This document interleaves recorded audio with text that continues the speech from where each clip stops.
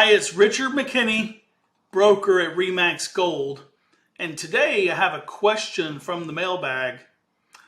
What is the difference between a retail buyer and an investor buyer? I'm going to explain it now. Stay tuned.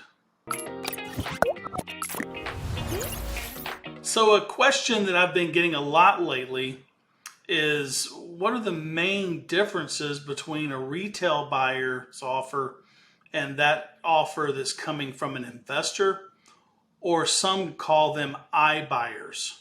So first, if you're looking to sell your house and you want the most money for it, your best buyer is usually from what I would call a retail buyer. That is someone that's looking to buy your home to live in it. Chances are they're getting a loan, but they could also be paying cash for the property. And they're going to, their main intent is they're going to keep the property for personal use. They may be planning on renting it out, but usually it's something they intend on using and enjoying and possibly living in either part-time or full-time. So that type of retail buyer is usually going to pay you the most money for your home because they're purchasing the home at market value. So if your home is in good shape, and most properties are, if it's generally in good shape, it's insurable, and it qualifies for most types of financing, then your home would be marketed primarily to retail buyers.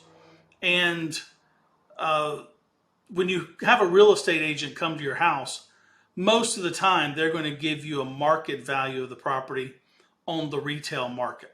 Some homes are in disrepair and need significant work.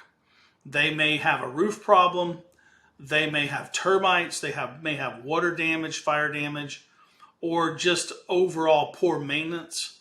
And that seller either needs or wants an investor type offer, which is almost always cash and is almost always sold as is, where is, with few or limited or even no inspections.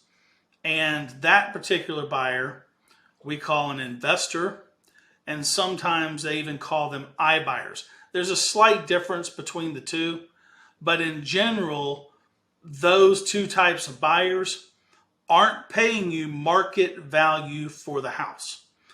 They are going to take into consideration the current condition of the property, the likely cost to bring the property up to retail value, and then they're going to subtract out an amount to where they feel that they can make a profit on the property. So the bottom line is this: if you want the most value for your house, you really want to reach out to a retail buyer and have a broker or realtor come over and take a look at your property and give you opinion of value on that. But if your property needs significant repairs, an investor or iBuyer may be the way to go. If you have a property that you're thinking about selling and you have some concerns about the condition, give me a call, Richard McKinney of the McKinney team here over at RE/MAX Gold, and I'd be glad to help. 772-370-8631. And as always, make it a great day.